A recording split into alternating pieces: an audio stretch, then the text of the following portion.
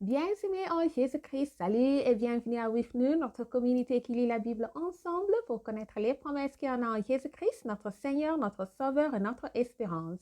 Nous lisons Romains chapitre 8. Point de condamnation pour ceux qui sont en Jésus-Christ.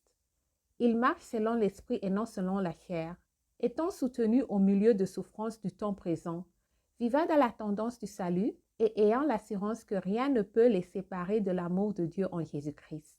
Amen. Il n'y a donc maintenant aucune condamnation pour ceux qui sont en Jésus-Christ. Alléluia.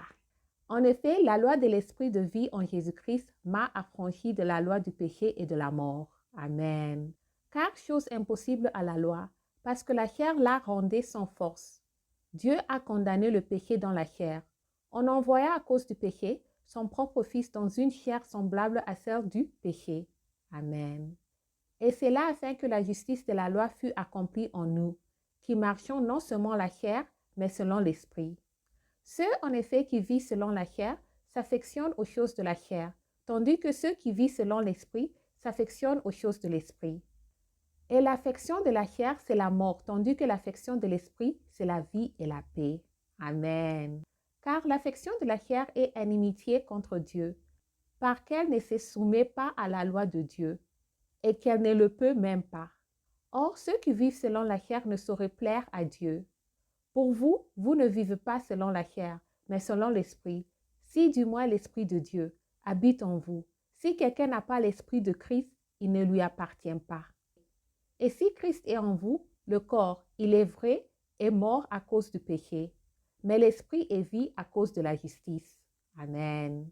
Et si l'esprit de celui qui a ressuscité Jésus d'entre les morts habite en vous, celui qui a ressuscité Christ d'entre les morts rendra aussi la vie à vos corps mortels par son esprit qui habite en vous. Amen. Ainsi donc, frères, nous ne sommes point redevables à la chair pour vivre selon la chair. Si vous vivez selon la chair, vous mourrez. Mais si par l'esprit vous faites mourir les actions du corps, vous vivrez. Car tous ceux qui sont conduits par l'Esprit de Dieu sont fils de Dieu. Alléluia. Et vous n'avez pas reçu un esprit de servitude pour être encore dans la crainte, mais vous avez reçu un esprit d'adoption par lequel nous crions Abba Père. Alléluia. L'Esprit lui-même rend témoignage à notre esprit que nous sommes enfants de Dieu. Amen.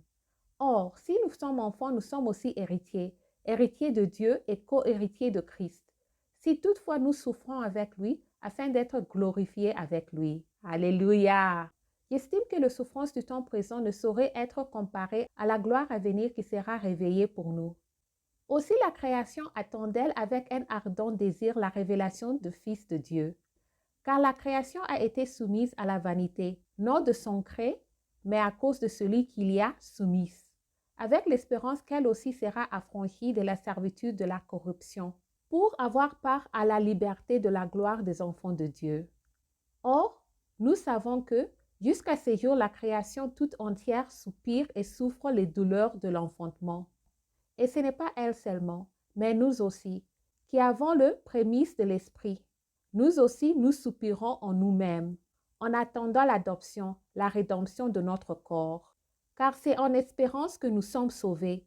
Or, l'espérance qu'on voit n'est plus espérance. Ce qu'on voit, peut-on l'espérer encore? Mais si nous espérons ce que nous ne voyons pas, nous l'attendons avec persévérance. De même aussi, l'Esprit nous aide dans notre faiblesse, car nous ne savons pas ce qu'il nous convient de demander dans nos prières. Mais l'Esprit lui-même intercède par des soupirs inexprimables. Et celui qui sonde le cœur connaît quelle est la pensée de l'Esprit, parce que c'est l'en Dieu qu'il intercède en faveur des saints. Nous savons du reste que toute chose concourt au bien de ceux qui aiment Dieu, de ceux qui sont appelés selon son dessein. Amen.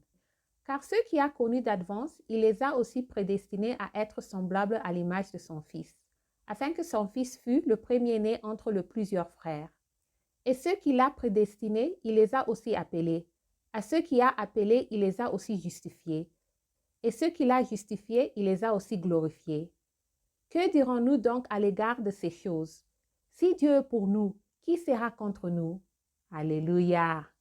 Lui qui n'a point épargné son propre Fils, mais qui l'a livré pour nous tous, comment ne donnera-t-il pas aussi toutes choses avec lui? Qui assurera les élus de Dieu? C'est Dieu qui justifie. Amen. Qui les condamnera? Christ est mort, bien plus. Il est ressuscité. Il est à la droite de Dieu et il intercède pour nous. Alléluia! Qui nous séparera de l'amour de Christ? Sera-ce la tribulation ou l'angoisse ou la persécution ou la faim ou la nudité ou le péril ou l'épée? Selon qu'il est écrit, c'est à cause de toi qu'on nous met à mort tout le jour, qu'on nous regarde comme des brebis destinées à la boucherie. Mais dans toutes ces choses, nous sommes plus que vainqueurs par celui qui nous a aimés. Amen. Car j'ai l'assurance que ni la mort, ni la vie, ni les anges, ni les condamnations, ni les choses présentes, ni les choses à venir, ni les puissances, ni la hauteur, ni la profondeur, ni aucune autre créature ne pourra nous séparer de l'amour de Dieu manifesté en Jésus-Christ, notre Seigneur. Merci Jésus-Christ, merci notre Père et merci Saint-Esprit. Je prie que le Saint-Esprit continue à vous parler, vous donner la révélation de ce qu'on vient de lire. Bien-aimés, merci d'avoir lu ensemble. J'améliore mon français en lisant la Bible. Restez en Jésus-Christ et shalom.